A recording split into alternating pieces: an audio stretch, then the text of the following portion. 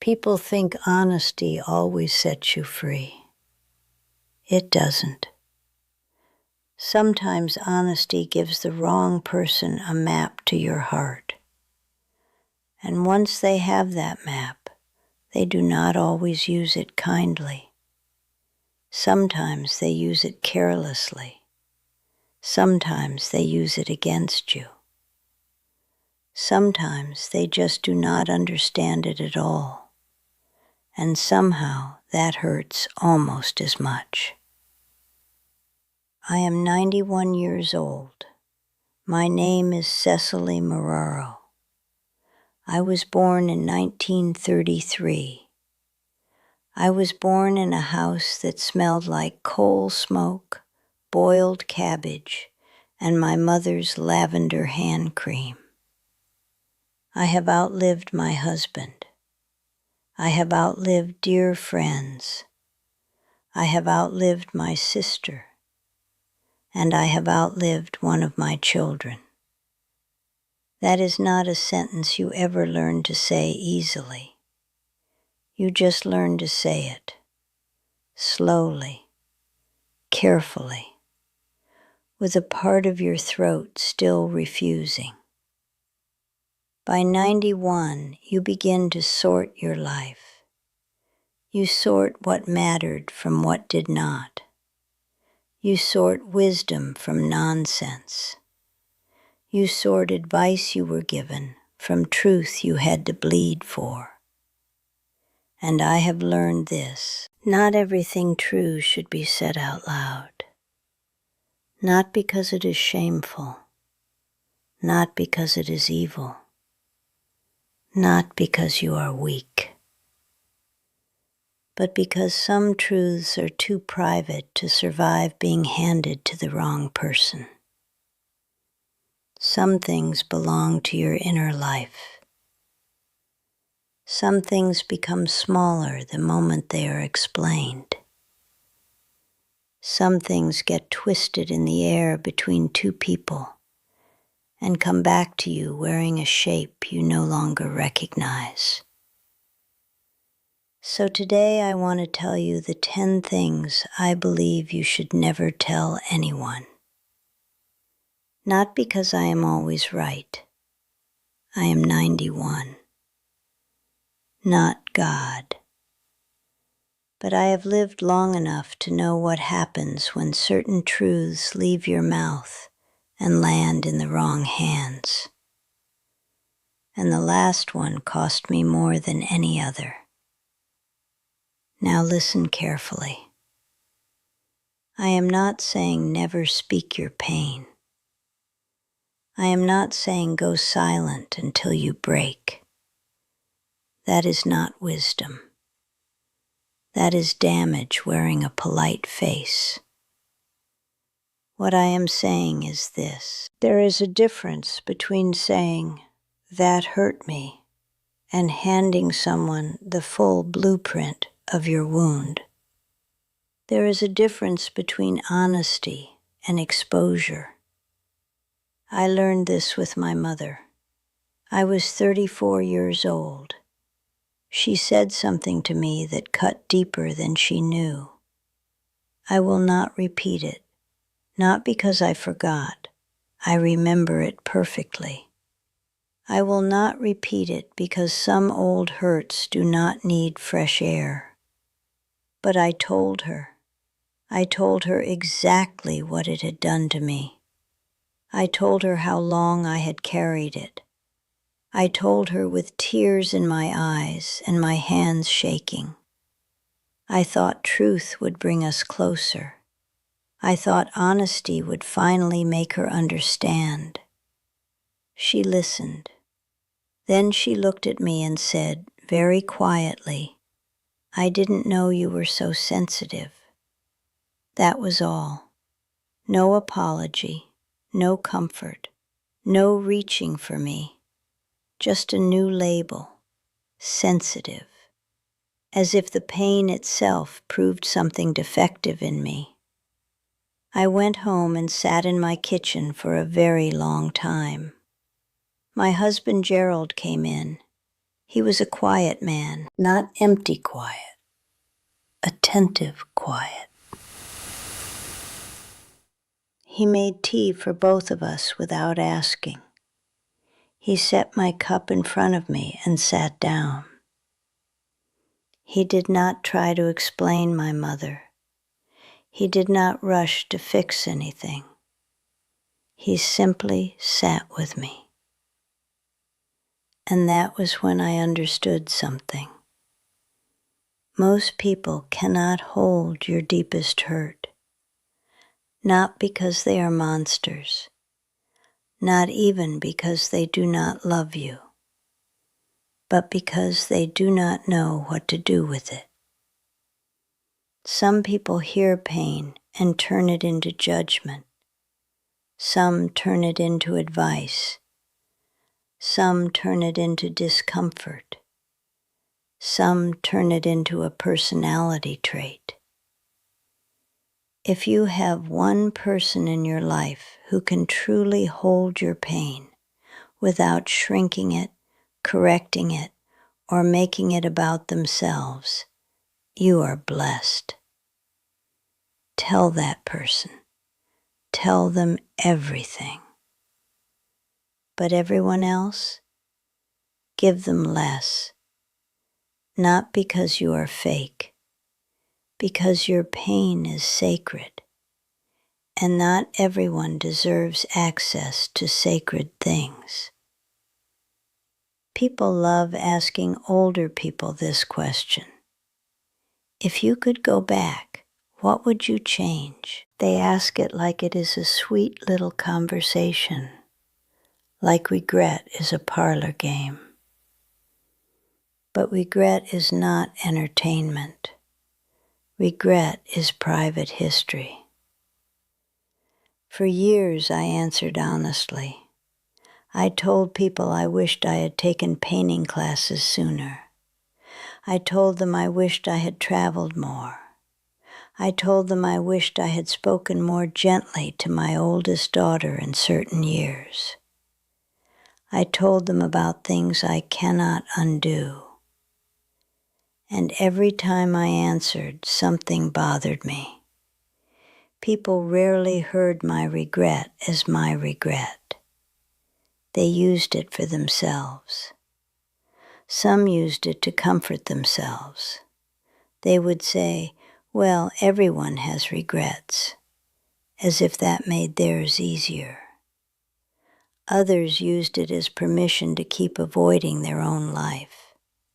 They acted as if my sadness was proof that trying hard does not matter. That is not what regret is. Regret is personal. It is the map of where your life hurt you. It is the quiet record of where you failed yourself or others, or simply ran out of courage at the wrong moment. My friend Ruth taught me this more clearly than anyone.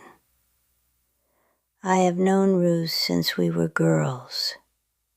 She once told her grown son exactly what she wished she had done differently in life.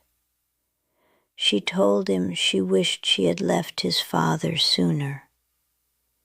She wished she had put herself first more often. She wished she had not spent so many years swallowing her own needs. She meant to be honest. She meant to be brave. Instead, her son felt guilty, deeply guilty.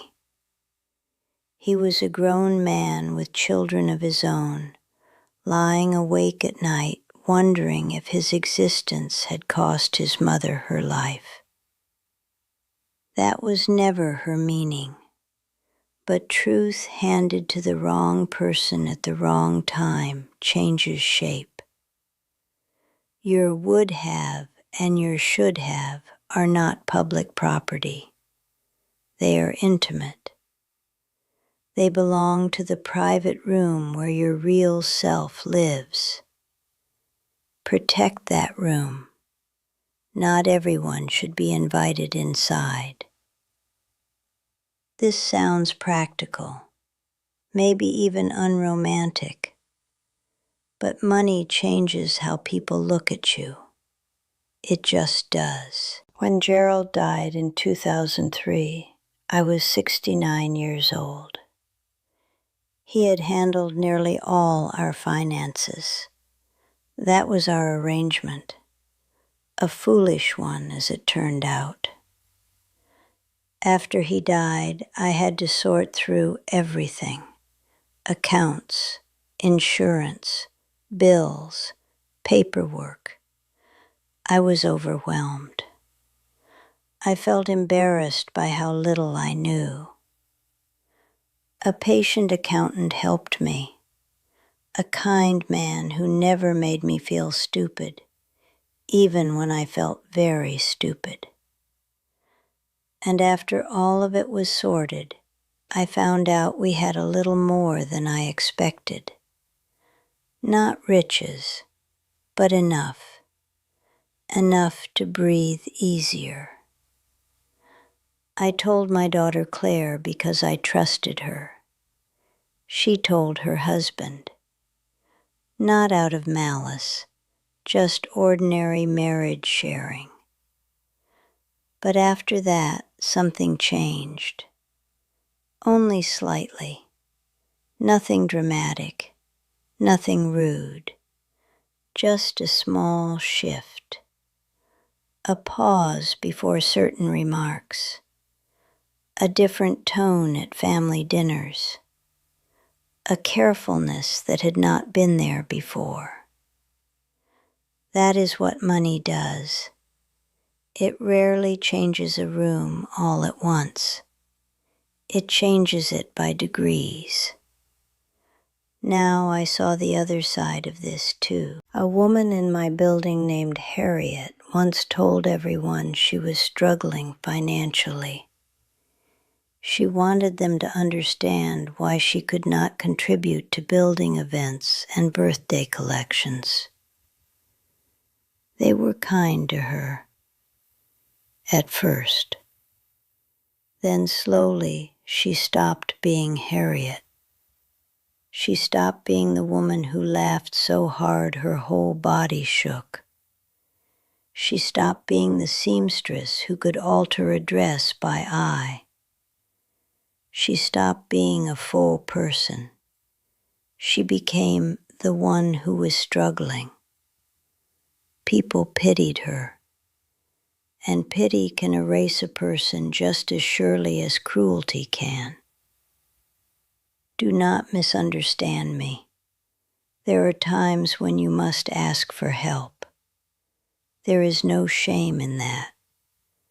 But your financial truth should be shared only with people who are legally necessary or emotionally trustworthy.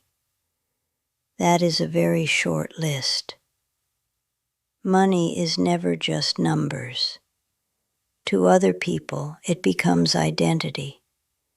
And once that happens, they stop seeing you clearly. This includes marriage. This includes friendship. This includes family. This includes the quiet estrangements nobody names at Thanksgiving. People think closure requires explanation. It does not always. Sometimes explanation is just another form of spilling.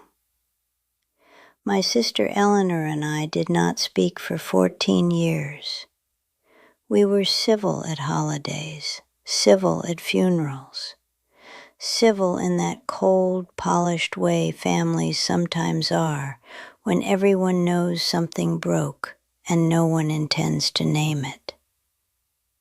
People guessed why. They had theories. Most of them were wrong. We let them be wrong. The real reason is something I will never tell. Not now, not at 91, not with her gone these last 7 years. It belongs to the two of us, even now, even after death. That may sound strange to some people, but not every story is yours alone to tell. That is what age teaches you. When a relationship ends, the truth is usually tangled. It includes your hurt. It includes their weakness. It includes private moments. It includes things the other person cannot defend if you speak them after they are gone, or even just absent. I have watched people tell the real story of a marriage ending. They say they are finally being honest.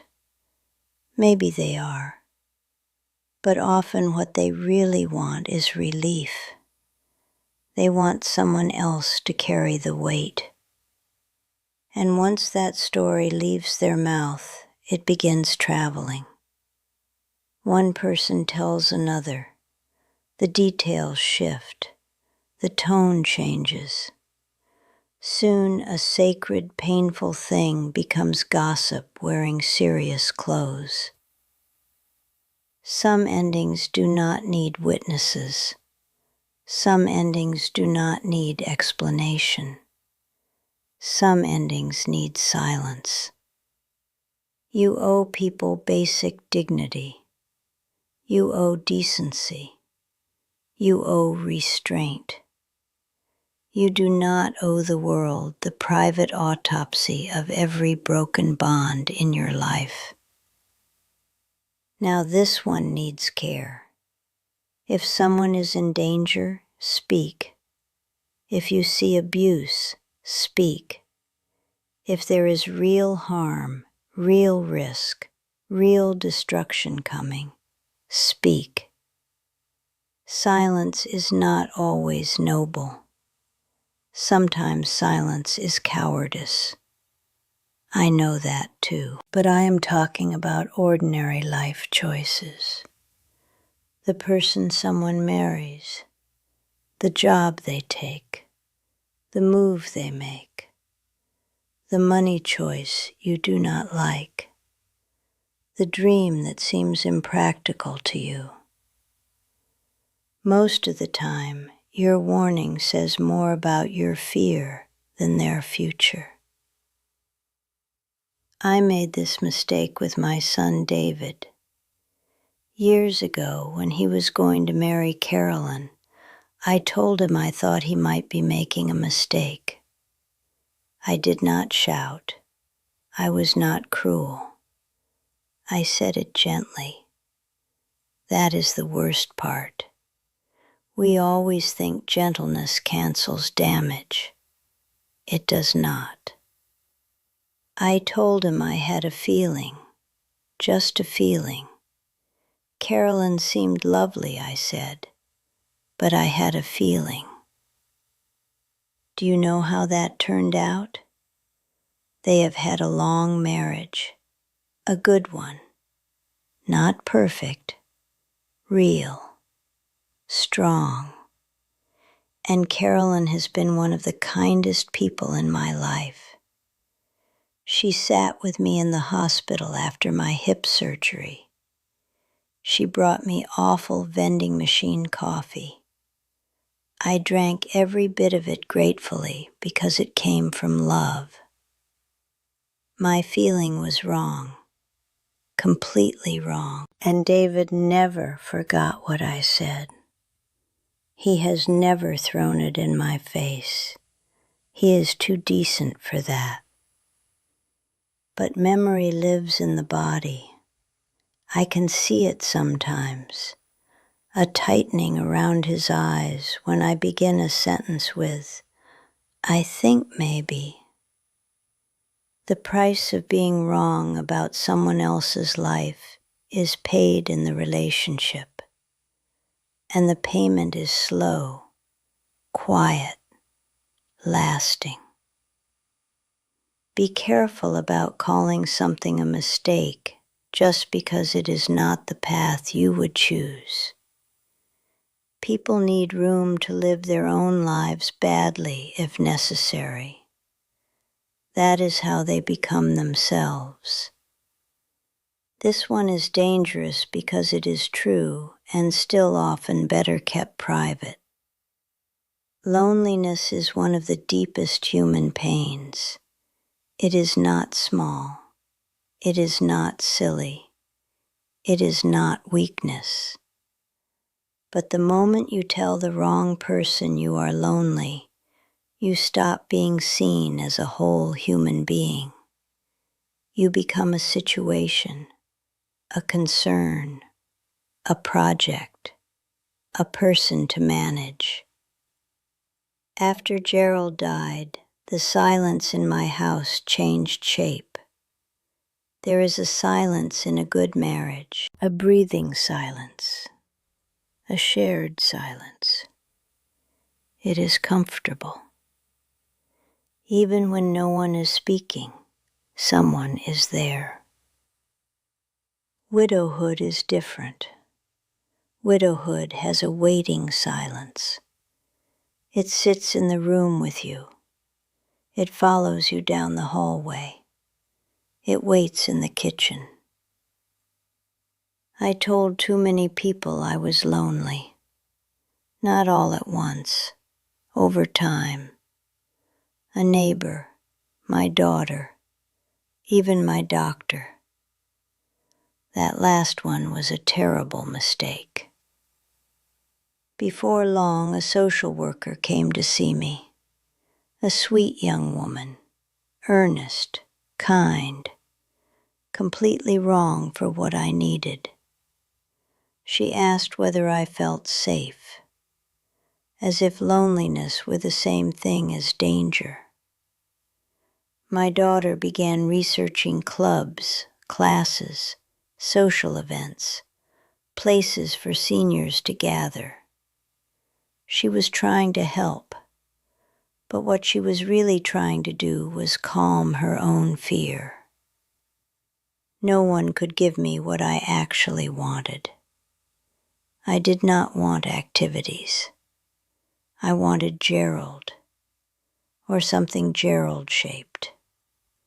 And that does not exist. There may be one person in your life who can hear your loneliness without trying to convert it into a program. Tell that person. Maybe two if you are lucky. But do not hand your loneliness to everyone, because then the kindness you receive is no longer about who you are. It becomes charity for a condition, and you will feel that difference in your bones. You are not a cause. You are a person. Never forget that. I wish more people admitted this. A great deal of what is called forgiveness is simply exhaustion, or longing, or fear of losing the relationship forever. I once told my daughter Margaret that I forgave her before I actually did. We had a terrible falling out, the kind that changes the air in a family. We did not speak properly for years. When we finally began finding our way back to each other, I was so relieved that I wanted the pain over with. I wanted peace. I wanted normal. I wanted my daughter back. So I said it. I forgive you. I meant the wish, but I did not yet mean the reality. And that matters, because for years after, whenever something small happened, a tone in her voice, a forgotten call, a moment where she sided with someone else, the old hurt rose right back up. Not weakly, not faintly, strong, alive, present. That is when I learned something difficult. You cannot forgive on command. You cannot forgive because the relationship needs it by Thursday. You cannot forgive because the silence has gone on too long. Real forgiveness has its own timing. It comes after the heart has done its work, not before. When you announce forgiveness too early, you trap yourself. Now the other person believes the wound is closed, but inside you it is still open. And every fresh pain makes you feel dishonest. Wait. Take your time. Wanting to forgive is not the same as having forgiven. Do not confuse intention with completion. Some things take longer to heal than politeness allows. That is life. People laugh about this one. They make jokes. But it is not funny. It is holy ground. Parents love their children differently. That is the truth no one likes to say.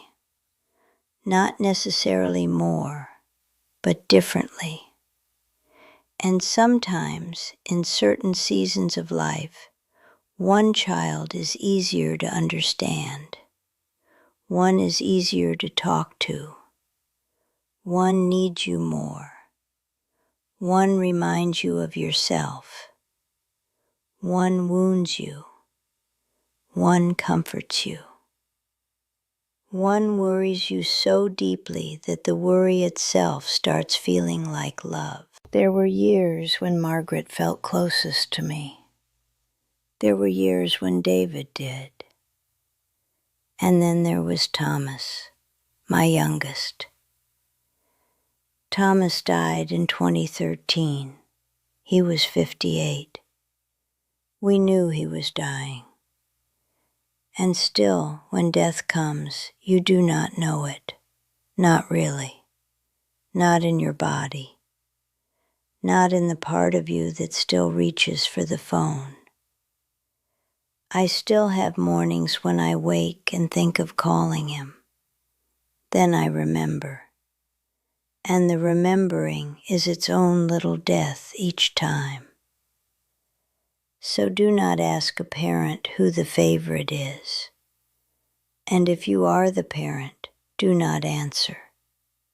Because any true answer would change with the years, and any spoken answer would injure someone. Love between parent and child is not arithmetic. It is weather. It changes. It moves. It gathers around different needs at different times. What matters is not whether the love is identical. It almost never is. What matters is that it is faithful. Keep the private differences to yourself. Your children do not need that burden. Some truths do more harm than good. This is one of them. Let me say this plainly. I am afraid of dying. Not every day, not all the time.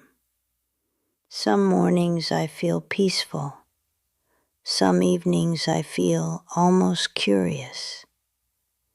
And then there are nights, especially around 3 a.m, when the house is dark and the quiet feels heavier than usual. And I remember that one day I will not wake up, and there is nothing I can do about it. Nothing. That is a frightening thought. It is reasonable to be frightened by it. But when you tell the people who love you that you are afraid of dying, something shifts. You see it immediately. They begin to watch you. Not cruelly, tenderly, but differently, too differently. Now every ordinary moment becomes slightly touched by goodbye. A cup of tea is no longer just tea. A Sunday phone call is no longer just a call. A birthday card is no longer just a card. Everything begins carrying the soft shadow of ending. I do not want to live inside everyone else's pre-grief. I do not want my last years drowned in the emotional rehearsal of my departure. I want ordinary days. I want Tuesday, plain Tuesday. Tea too hot to drink. A show half watched. A book with a bookmark still in chapter 4. A little boredom. A little annoyance. A little sunlight. I want life while I am still in it. Tell your doctor if you need to. Tell your priest if you have one. Tell your journal. Tell God. Tell the dark if you must. But be careful handing this fear to the people who love you most. It is too heavy, and it changes the flavor of every moment after. This is the hardest one, and for me, the saddest. I was 22 when I married Gerald. I had 3 children by 29. I began an art degree and never finished it. I had opportunities, a job possibility in Philadelphia, a chance to travel. A woman once tried to help arrange something bigger for me. Her name was Frances Beaumont. Sharp woman, brilliant, always wore red coats in winter. I have not thought of her in years, yet here she is. That is what age does. It opens old drawers without warning. There was another version of me. I know there was. I felt her now and then. I felt her when I stood alone in galleries on quiet afternoons. I felt her when I drew in notebooks no one saw. I felt her when a book lit something inside me that my daily life had no place for.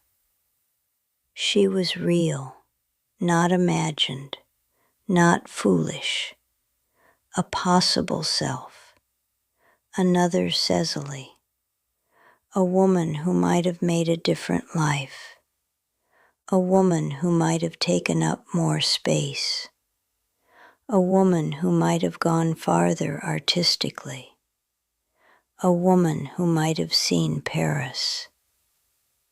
For a long time I carried grief for her, not every day, but enough. Gerald knew. He knew there was more in me than I got to become. He loved me, and I think it saddened him in a helpless way. Not because my life with him was false. It was not. It was real, beautiful in places, hard in places, ordinary in places, full. My life was not half a life. That is important. It was one whole life, just not the only one I might have lived. And that is exactly why I do not think you should go around telling people who you might have been. Because once you say it out loud, people hear it one of 2 ways. Either they pity you, or they assume your real life was not enough, and both are wrong. The unlived self is a ghost, a meaningful ghost, yes, but still a ghost. And I am too old now to spend my remaining years asking other people to mourn my ghosts with me. I would rather spend time with the woman who woke up this morning, the woman who is still here, the woman who made choices, lost things, loved people, buried people, endured, learned, and lasted. That woman is enough. Maybe she always was. Before I finish, I want to say something clearly. None of these things should be kept out of shame. Never out of shame. Shame rots a life from the inside. That is not what I am talking about. I am talking about privacy. I am talking about the dignity of an inner life. I am talking about the right to keep some things untouched by other people's opinions, fears, advice, pity, or misunderstanding. Especially as a woman, and especially in the century I came from, I was taught that my job was to explain myself, to make other people comfortable, to be emotionally available, to clarify, to soften, to confess, to make my inner life understandable to whoever asked for it. I do not believe that anymore. At 91, I have learned that being understood is overrated. Being truthful with yourself matters more. You are not required to tell everyone everything. You are not required to translate your soul into language other people can digest. You are not required to turn your deepest experiences into something public just because openness is fashionable. A young woman visited me last year, a friend of my granddaughter, very sincere, very bright. She told me she believed in radical honesty. She said she told everyone everything, no secrets, no filters, no hidden thoughts. She said she believed that was the bravest way to live. I looked at her for a long moment, and I thought about everything life had taught me. I thought about Ruth. I thought about Eleanor. I thought about Gerald's cup by the sink. I thought about Thomas. I thought about the version of me that never saw Paris. And I told her, "That sounds exhausting, sweetheart." She laughed. I did not, because I meant it. Not everything true needs to be said. Some things should be spoken, yes. Some pain needs witness. Some wrongs need naming. Some love deserves words before it is too late. But some things are too private, too delicate, too sacred, too easily damaged by being placed in careless hands. Keep those things. Protect them. Not because you are afraid, not because you are dishonest, but because they are yours. And a human being is allowed to have a private room inside the heart, a room not open to the public, a room where grief can sit quietly, where regret can breathe, where fear can be admitted without becoming a burden, where unlived lives can rest without being turned into performance. Guard that room, tenderly, wisely, without apology. If you have one or two people in your life who can enter that room and treat what they find there with reverence, then you are lucky beyond measure. Let them in. But not everyone gets a key. Remember that, especially when you are hurting, especially when you are lonely, especially when someone says, "You can tell me anything." Maybe you can. Maybe you should not. There is a difference, and by the time you learn it, if life goes the way life usually goes, you will have already paid for the lesson. I did.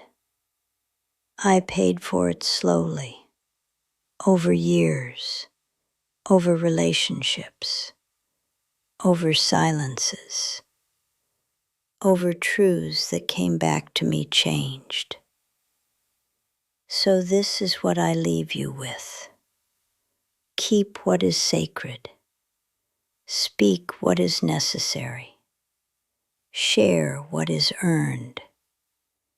And do not confuse total exposure with courage. Sometimes the bravest thing a person can do is protect the deepest part of themselves and still remain kind, still remain loving, still remain open in the ways that matter.